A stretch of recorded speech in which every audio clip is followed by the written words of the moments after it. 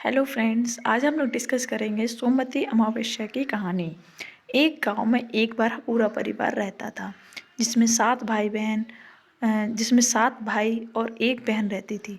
सभी बहुत खुशी खुशी रहा करते थे, दान धर्म किया करते थे। गांव में हर रोज एक साधु भिक्षा मांगने आता था। घर की भाभी या माँ जब भी भिक्षा देती, वह साधु आशीर्वाद देता, अपने पति के कंधे राज करो।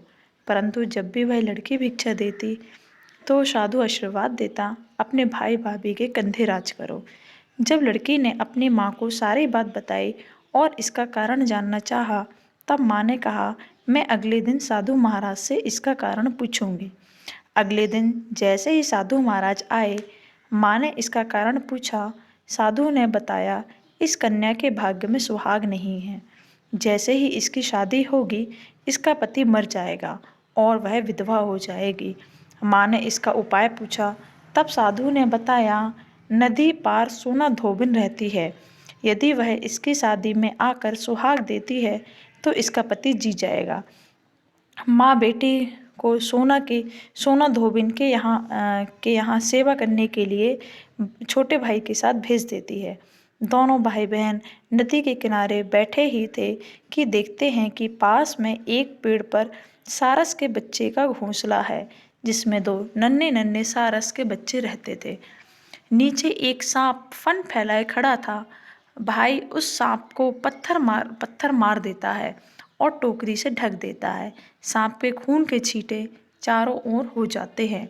जब सारस का जोड़ा वापस आता है और पेड़ के पास खून के छींटे देखता है, तो उसे लगता है कि भाई बहनों ने मेरे बच्चों को मार दिया है, और वह बिना कुछ सोचे उन पर हमला कर देता है।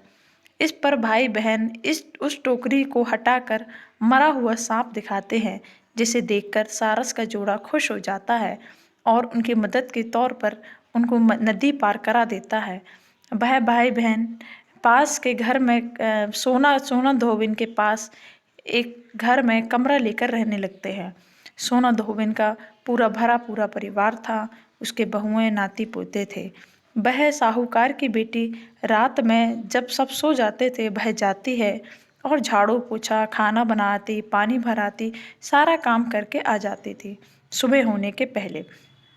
ऐसा वह कई दिन तक करती रही। जब सास बहुएं उठे, तब उन्हें पूरा काम कराया मिल जाता था। इस बार सास ने सोचा, मैं रात भर देख के जागूंगा, आखिर यह कार्य कौन करता है।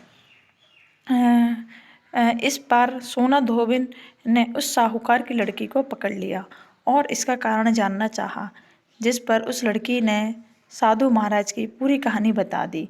जिस पर सोना धोबिन ने शादी तय होने के बाद निमंत्रण देने के लिए कहा।